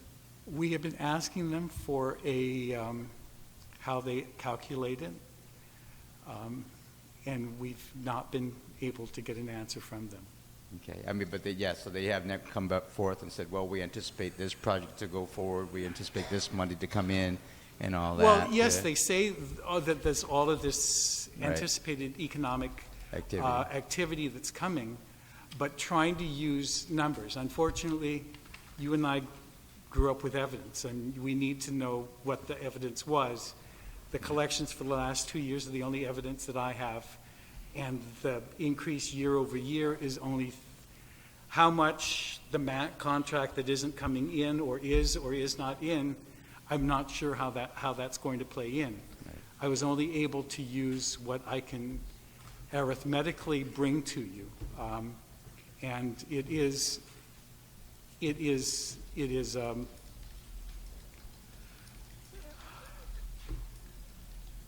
it's a moderate increase. It's not. I've not completely said this. There's no increase in the next coming year. It's just moderate. It's not. It's not bullish. It's moderate, and I'm trying to present a budget that I think, well, at least that I can justify, and I'm hoping that you will accept and. No, I appreciate that, Mr. I was just wondering. I mean, in my mind, it's like, is it too high? That's just me. Our increase was 2.4, and the governor was 10.7.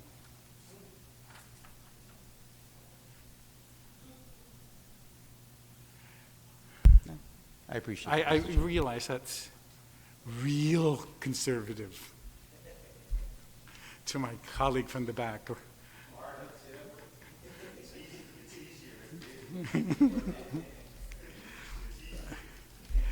So those numbers, does everybody understand those four numbers there?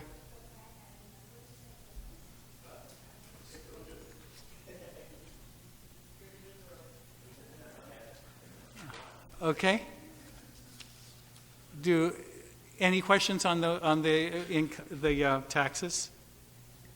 Income taxes. Anybody on the income taxes? No? The biggest decrease or reduction in my proposal is in business privilege tax. And as you can see up there, it's a reduction of about $26 million.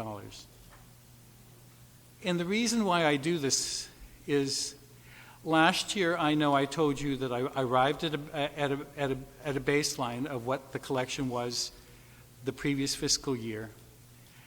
And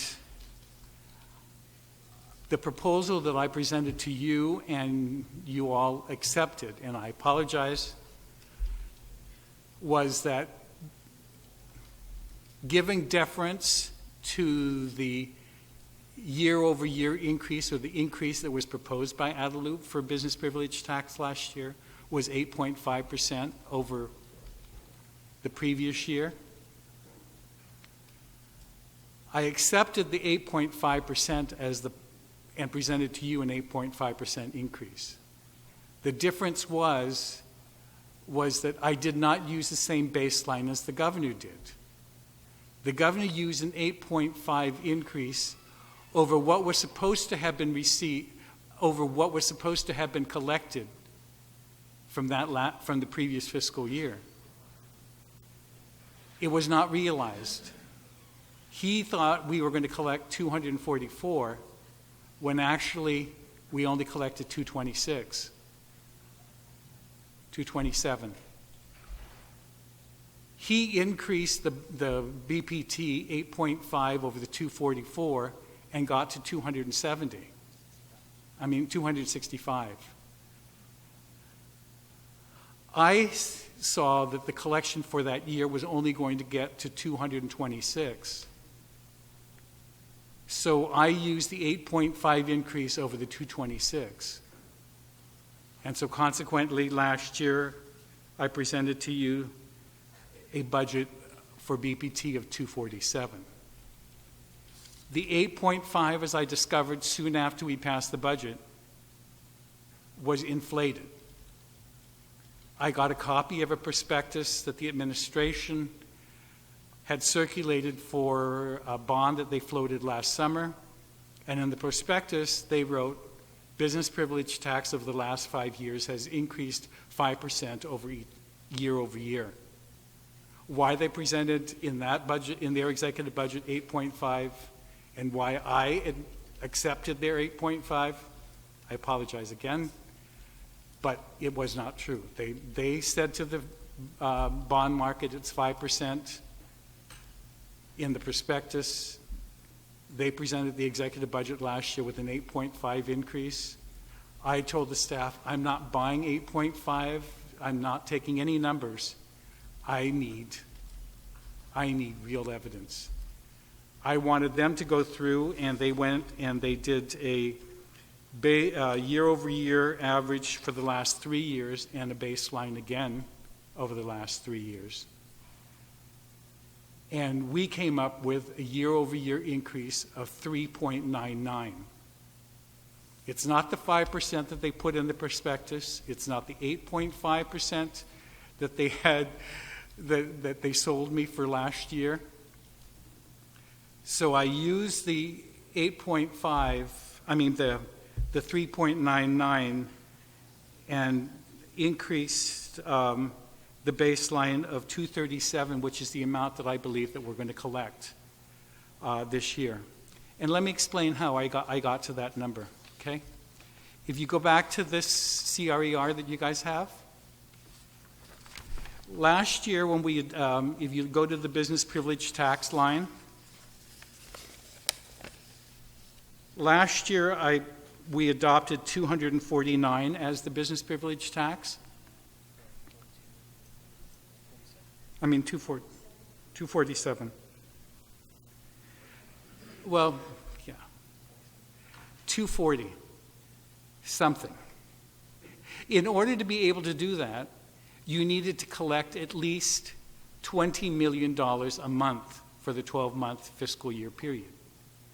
I went back over the CRERs over the fiscal year. Again, that's on the OFB org website.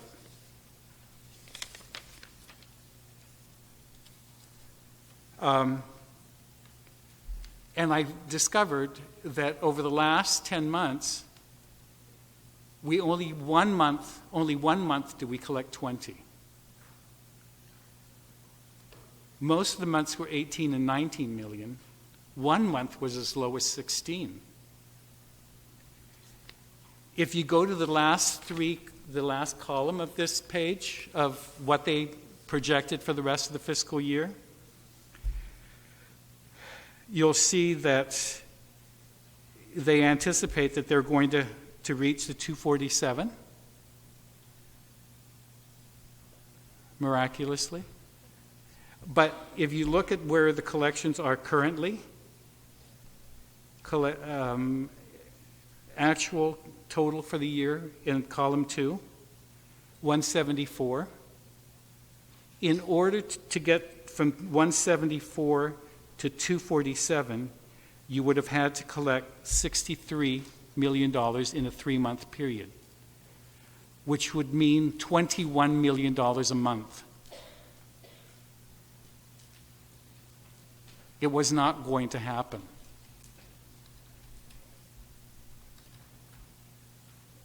If we give them $18 million a month and come up with 67, and we added to the 174, we probably will get to the 233 to 237. We won't be able to collect the 247 that we thought we would get last year. Give them 20. If we added $20 million a month, we get to 240. So, using that baseline of 137, which is what 237 that we're going to collect this year, and using the 3.99% year-over-year increase as an increase, I'm proposing that the business privilege tax be 247, 029, 258. Actually, it's lower than this year's, but if you take into account the fact that last year we gave them an 8% increase, it's going to be the 2 years to realize that 8%, because the year-over-year is really 4%. So that's where we lost $26 million in their anticipated revenue.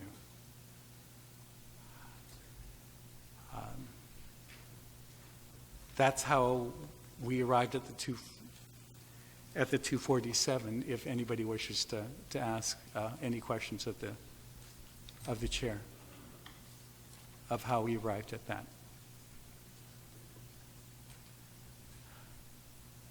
I wish it could read more. Let me tell you, it would make budget easy if I could adopt everything the way they sent it. But I can't, in good conscience, present it to you without having vetted it as much as possible. And I wouldn't even allow them to can we just use the 5% that they said in the prospectus? I said, no, prove to me what the year over year was. And it was 399. You're not using 4. Use 399 as the increase year over year, because that's all that I'm going to take. Not what was in the prospectus, not what the average, round up, it's 399. Okay?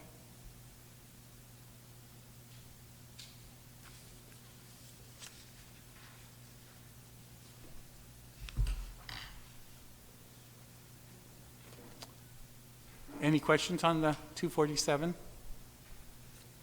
No? And none? Then the business privilege tax, GMHA pharmaceutical is, I think, is 6.1% of the 247, 19%.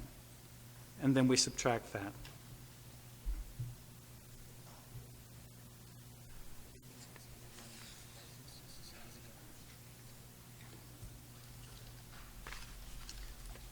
All the other numbers, the other taxes is as the executive budget proposed it. Section 30 is the same number that came in from the governor's office. Immigration is the same number that was sent in by the executive budget request. Overpayment was the same as what was submitted by the governor. The use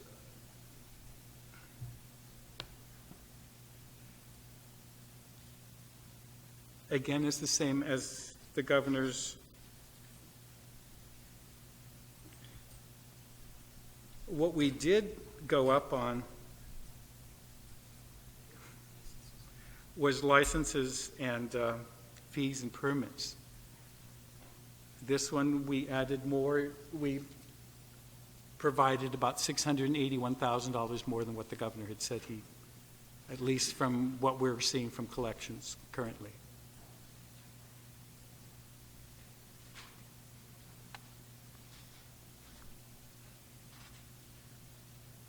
We use the governor's numbers for department charges.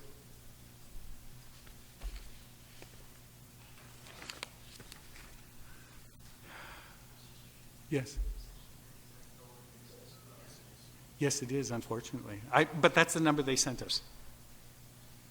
I tried to address that in a different section, and we'll get to that. But I mean, in this section, the number that he said was coming in from Section 30 is the number that I used in the budget. I don't understand that. I don't understand that either. But we sent a FOIA asking for any correspondence and calculations, all the documentations. The FOIA was not responded to. In a different section, I tried to capture this money if they get anything more over Section 30 for something else, but that was the number that they gave us in the executive budget, and that was the number that I used to here. Okay? So the major decrease was the business privilege tax, and as I've shown you from their own CRER, this is as much as I think that they're going to be able to collect, and we're able to collect. If what Rev and Tax says is outstanding accounts receivables of 160 million, maybe that's where it's at. I don't know, but you know, even at the last hearing, I think some of you were there where they were starting to, well, we haven't reconciled it, and there's some numbers, and some of them are old numbers, and I'm going, but I thought you guys have been saying 160. Now it's not 160. I thank those of you that were with me that last day that I didn't hear it alone. So that's all I can justify, guys, for total general fund revenue. Madam Speaker. Thank you very much.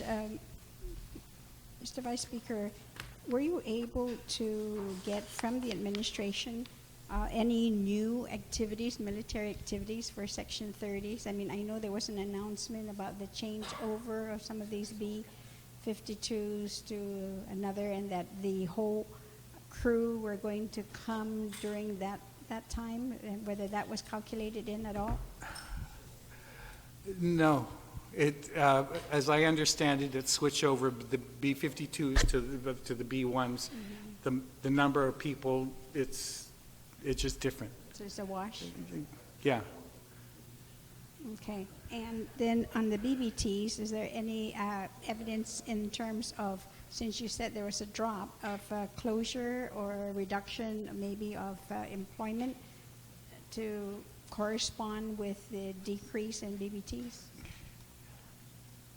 The BPT decrease is only, the problem is that the increase percentage, the year-over-year increase that they're doing, they're using an inappropriate baseline. They're saying, well, I should have collected 247 this year, so I should be able to increase the 247, since I think I'm going to get it anyway, and increase it by 5 or 8%, whatever the number they want to use, but we realized they didn't collect it. And so you have to use the number that you actually are going to collect, and that's why I provided you with the CRER to show that there was no way that they were going to get $63 million over the 3 months to be able to reach the 247 that they thought that they were going to get. They hadn't been able to do it all year. And even the anticipated revenue per month was only 19. And so they just all of a sudden jacked it up to all of a sudden, we have a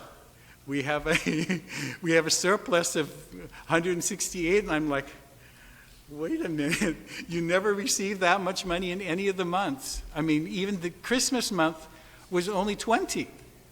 How is any other month going to be better? I mean, they don't buy that many uniforms when school opens to equal the amount that's been collected. If we were to use their increase, it was just 15% increase.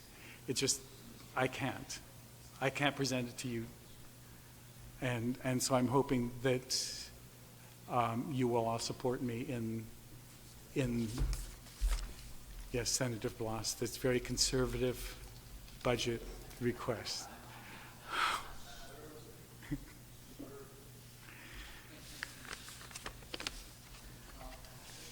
Yes. Senator Tom. Where do we reflect, or where do we see that additional $15 million that was floated from a bond for GMH, which was supposed to be for this fiscal year? It's in the GMH section. Oh, okay, fine. Thanks.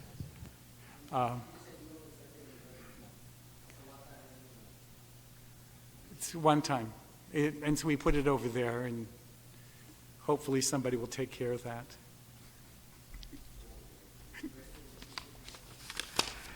Anyway, so on page 2, any other questions on page 2 on the numbers that are presented there? On the top of page 3, up until the available total general fund, the 2% cap is taken from the 695. Okay? So that's where the 13 million is subtracted from, leaving us with 681 to appropriate for the year.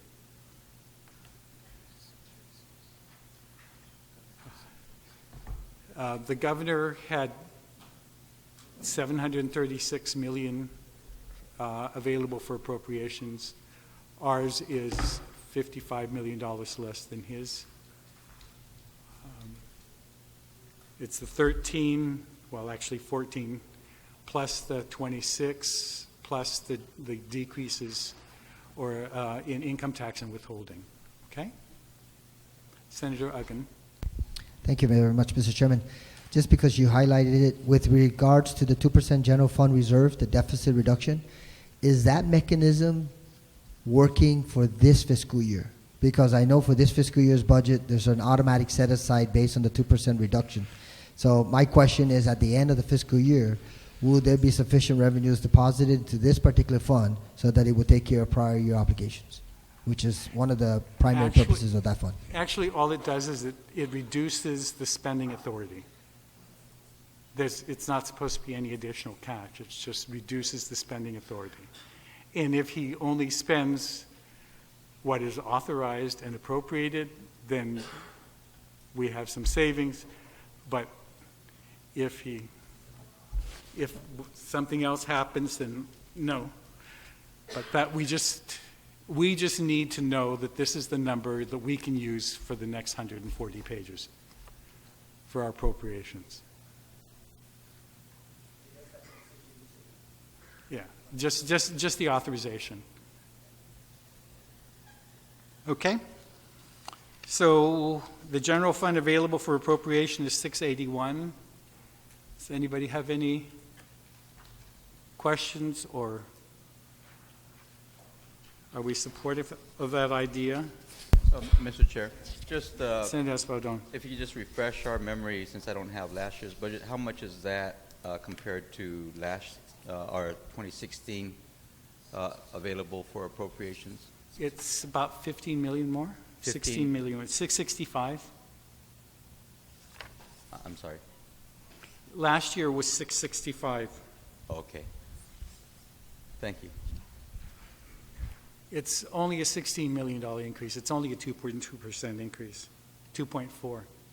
It's a very modest increase. Oh, it's not even modest. It's conservative. I've been corrected.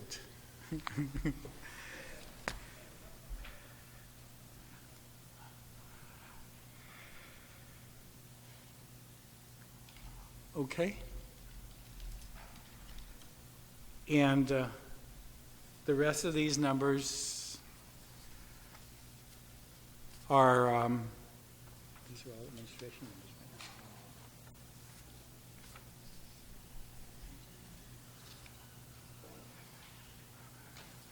The rest of these are special funds. I believe most of them are what was sent to us, except for the pharmaceutical, which is on the previous page. Okay.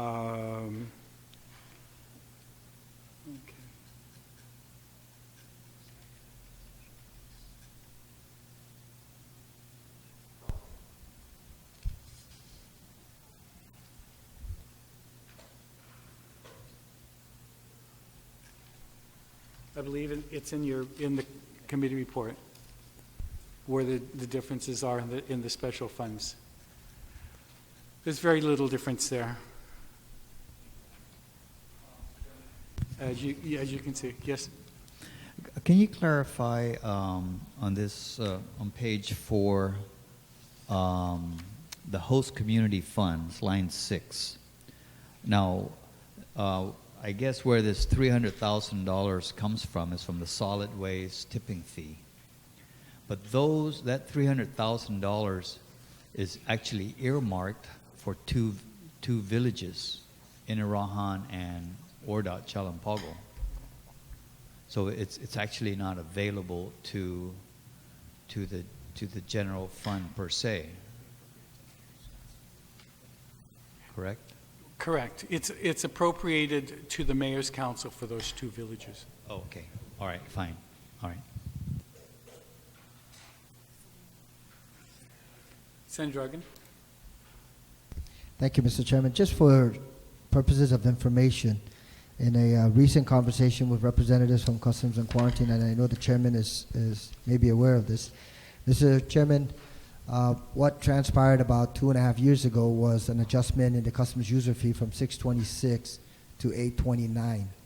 And apparently the $14.8 million from recent discussions is still insufficient to meet that requirement. So just FYI, there may be some resources originating from, remember the concern at that time was that the general fund was consuming $3.5 million of their operational requirement inclusive of the lease. So we're hearing that they may be presenting the chairman a request for adjustments in the future. So just for the information of the body as it applies to Customs and Quarantine, because certainly the intent of the customs user fee is to ensure that that agency is self-sustaining aside from the general fund. Thank you, Mr. Chair. It was the hope of this chair that they would be, and have they implemented the fee as was recommended, they would be.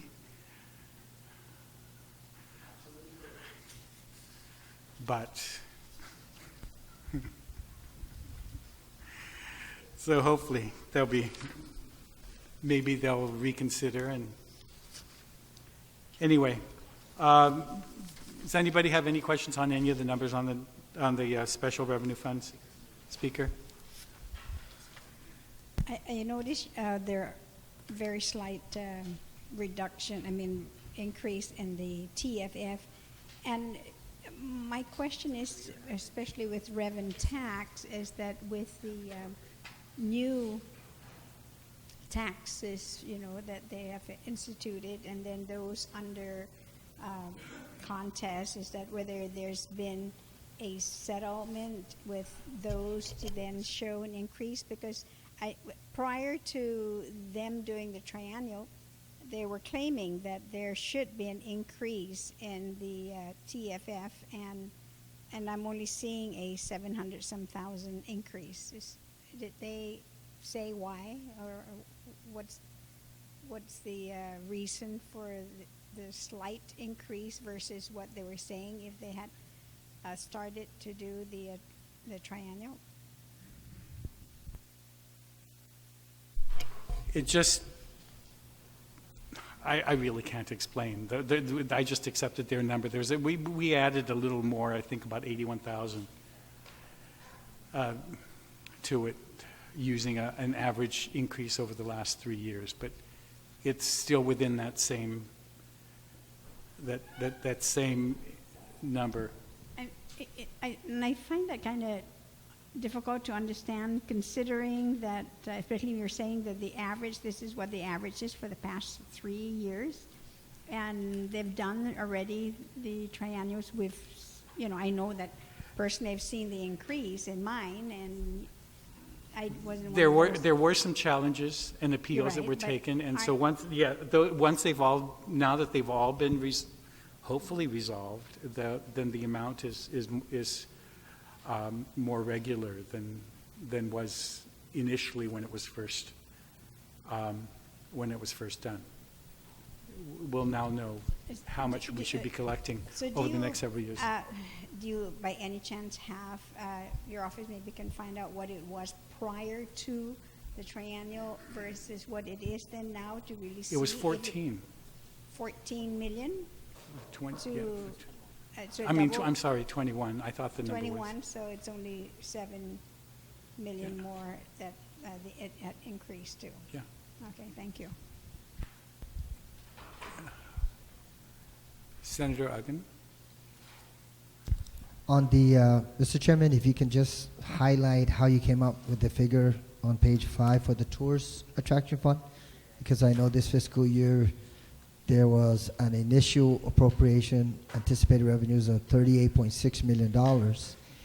And then my question is, are we anticipating and tracking that particular figure? Because one of the funding mechanisms that we provided for FESPAC was that any excess above and beyond the appropriated amount up to $1.3 million was going to be utilized specifically to pay for overtime obligations with public safety agencies, DPW, and one other entity. So, Mr. Chairman, if I can just get an explanation of the revenue figure that you're proposing or you have provided in this budget of $40.3 million versus the $38.6. We had the weighted average increase over the last 3 years, the percentage, and we just increased it over what we've collected for this year. It's gone up. It's gone up that much. In fact, right now, I think we may already be at close to this number in actual collections for this year.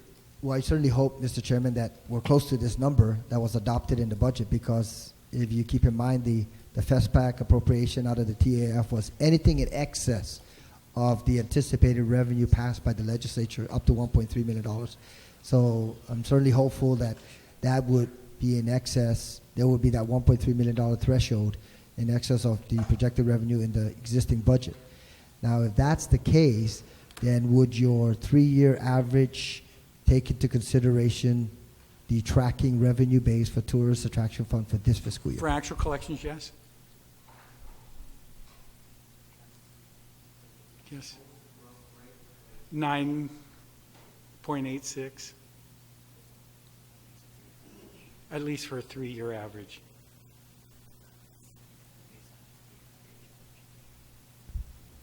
Senator Espaldon? Mr. Chair, just since you mentioned that we basically adopted the governor's projections on the special fund revenue, has your committee or have you noticed which special funds are projected to collect less in 2017 as opposed to 2016? Are any of them going down, bottom line? The Manpower Development Fund, CLTC, Corrections Revolving. It's in the committee report. Okay. Thank you. But just for everybody, it's Manpower Development, from even their numbers, but because I asked Department of Labor whether or not there was going to be a decrease, and he insisted that by the end of the year it would be collected. And I kept telling them, but we've been getting declines. And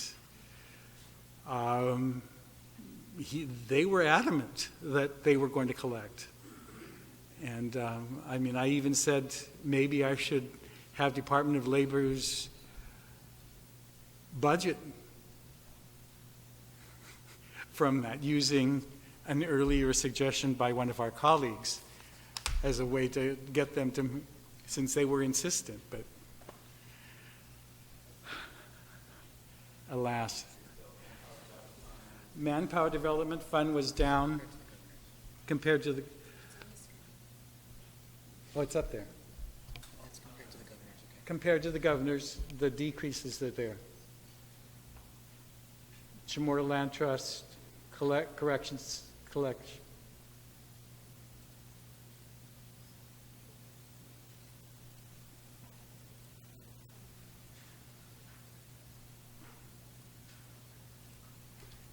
You see most of them are zeros at the, and maybe increases, but very little difference. Thank you, Mr. Chair.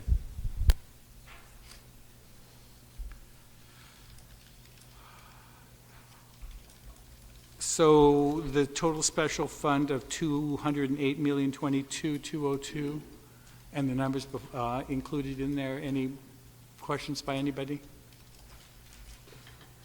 Go ahead. Mr. Chairman, thank you very much. Not really a question, but on the special funds, we have a bill that's before us that kind of takes a look at all the special funds and assessing this management fee of about 2%. I don't intend to include that here now, but I think similar to what the previous senator spoke about, the use of special funds, I think we need to really start thinking about that in moving forward in taking into consideration the work and the administrative costs that go into handling special funds. And so, I don't plan to because I don't think we even had a public hearing on that bill yet. But that's something I'm hoping that the body and the committee could take a look at, maybe in the future, or if there's a way to kind of include that here, because a lot of times that's what holds up the payments, the processing of payments for tax refunds, for vendor payments, is that there's the individuals tasked to do this at DOA don't have the necessary tools to do that. So hopefully that's something we can just keep in the back of our minds. Okay. Thank you. Thank you.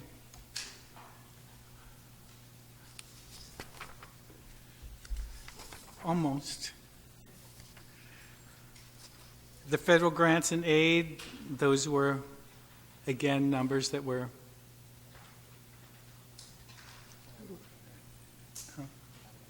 these were all governor's numbers.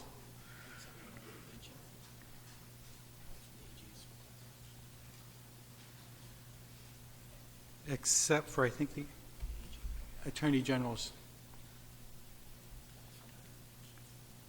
They have, these were numbers that they have for their own grants. Okay? And a total of 47 million. So when we add all the special revenue and the federal grants and aid, we have 820,175,484 for general fund revenue.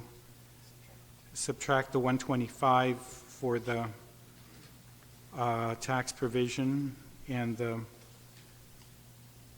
13 million for the general fund reserve. That leaves us for available for appropriation $681,271,974. When we add back in the special revenue fund revenue and the total federal grants and aid, we have a grand total of $937,291,970. Okay? And for everybody's information, last year's was $909 million.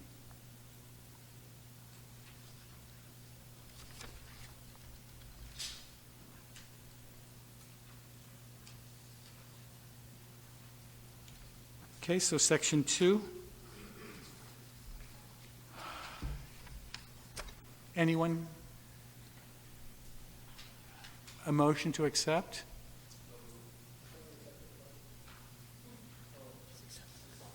I mean to, okay, we've gotten through section 2.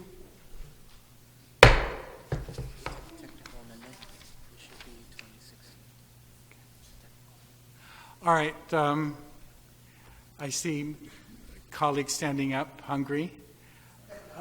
Well, it is noon. We will take a break until 2 o'clock today. Thank you.